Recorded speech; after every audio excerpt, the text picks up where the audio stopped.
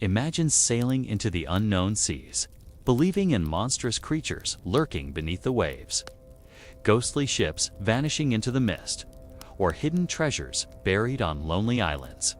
Most people dismiss these tales as drunken sailor stories or wild exaggerations. But what if I told you that some of the most incredible pirate legends, the ones that sound like pure fantasy, actually turned out to be true? Tonight, we're diving deep into the shadowy world of real pirate myths that prove themselves in history. And I promise you'll never look at the golden age of piracy the same way again. Before we get lost in the fog of the past, a quick favor. If you enjoy uncovering hidden truths and legends like this, don't forget to subscribe, leave a like, and drop a comment telling me where in the world you re-watching from and what time it is right now. It always fascinates me to see who joins our crew across different oceans and time zones. Now, let's set sail. For centuries, sailors spoke of ghost ships, mysterious vessels appearing suddenly out of nowhere, then fading just as quickly as if swallowed by the sea. The most famous is the Flying Dutchman, a cursed ship doomed to sail forever. Surely that's just a tall tale, right? Well, here's the shocking part. Documented sightings of strange phantom ships exist, recorded not by anonymous sailors, but by naval officers, explorers, and even princes. In 1881, Prince George of Wales, later King George V of England, wrote in his diary that he and his crew witnessed a glowing ship off the coast of Australia, vanishing into the night. Skeptics argue about mirage's atmospheric tricks or bioluminescence, but to the sailors who saw it, it was real. The idea that the sea itself can conjure visions of ships out of nothing gave birth to one of the most haunting legends that still chills us today. And ghost ships weren't only visions. Sometimes real vessels were found drifting, abandoned, with food still on the table and cargo untouched. The Mary Celeste is the most notorious example, discovered in 1872. She wasn't a pirate ship. But to seafarers, the emptiness felt like a curse of the ocean, living proof that the sea hides secrets that defy reason. The line between ghostly myth and reality suddenly blurs. But let's leave the misty horizon and talk about buried treasure.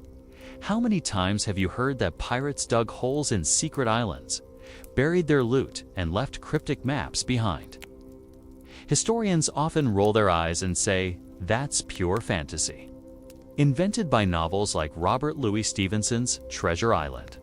And in most cases, their right, pirates were more likely to spend gold on rum and women than hide it away. Yet, there are real cases of buried pirate treasure.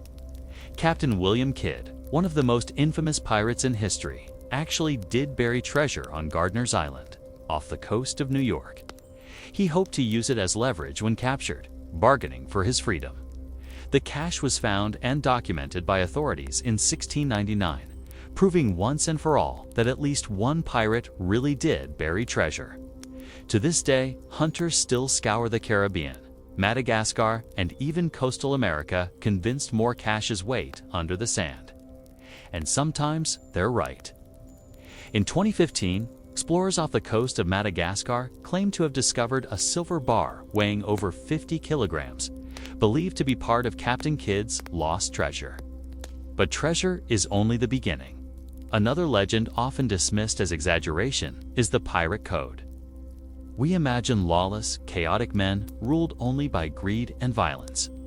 Yet, stories say pirates swore by a code, rules of fairness, discipline, and even democracy. Too good to be true, not at all. The pirate articles, as they were called, were real documents signed by the crew before setting sail. They included rules about dividing loot equally, punishing theft among shipmates, and even providing compensation for injuries. Some ships had systems that rivaled modern workers' insurance, giving gold to pirates who lost limbs in battle. Captains could be elected and deposed by the crew, a shocking contrast to the rigid hierarchies of navies and merchant ships. In a way, pirates lived a strange kind of democracy on the waves, centuries before it spread across nations. Imagine the irony. Men branded as outlaws practiced fairness at sea, while kings and empires ruled with iron fists on land. Another chilling tale is of Blackbeard himself, the most fearsome pirate of all. The stories say he tied slow-burning fuses into his beard during battle, lighting them so smoke and sparks would surround his head like a demon risen from hell. Surely that's exaggeration, but eyewitness accounts confirm it. Survivors of his attacks described him in detail, his face obscured by smoke, his massive frame towering. His reputation alone enough to break enemies' morale. He cultivated fear as a weapon, and it worked. The myth was part of his strategy, and in this case, the myth was entirely true. And then there are sea monsters. Every sailor had stories of creatures lurking beneath the waves, and pirates were no exception. The Kraken, enormous squid capable of dragging ships under, was thought to be fantasy. But centuries later, science caught up with the myth. Giant squids, reaching lengths of up to 13 meters, have been discovered in the deep ocean. Imagine being a sailor in the 1600s, seeing massive tentacles thrash the surface. To them, the Kraken wasn't a story, it was a nightmare with suckers the size of dinner plates. Even today, the ocean remains largely unexplored. And every discovery reminds us that ancient legends may have been eyewitness accounts, distorted by fear, but rooted in truth. Now let's step away from monsters and look at something even stranger: hidden pirate republics.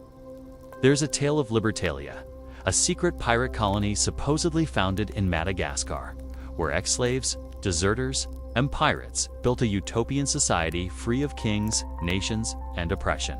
Most historians believe it's a myth, a story spread by Daniel Defoe, the same man who wrote Robinson Crusoe. But fragments of evidence suggest that pirate settlements with democratic values really did exist on Madagascar. Letters from the 1700s describe pirate havens where wealth was shared.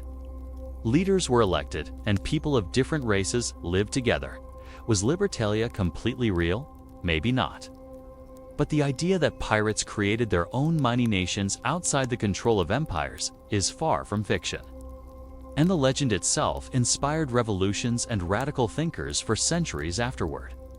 Even the idea of cursed objects follows this pattern.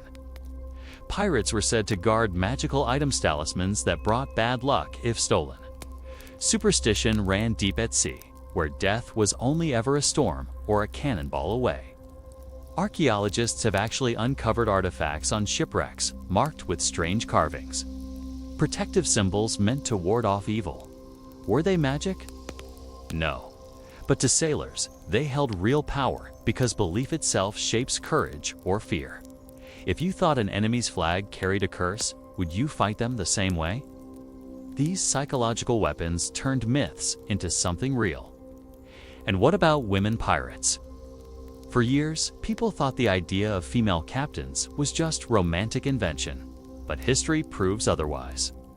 Anne Bonny and Mary Read were very real, disguised as men at times, but openly fierce when needed. Trial records, letters, and eyewitnesses describe them fighting side by side with their male crewmates. The legend of women breaking free from society's chains and ruling the seas was a myth, it was a reality. And it shakes our assumptions about what pirate life truly was. When you piece all of this together, ghostly ships, buried treasure, terrifying captains, sea monsters, democratic codes, hidden republics, and fearless women, you realize something important.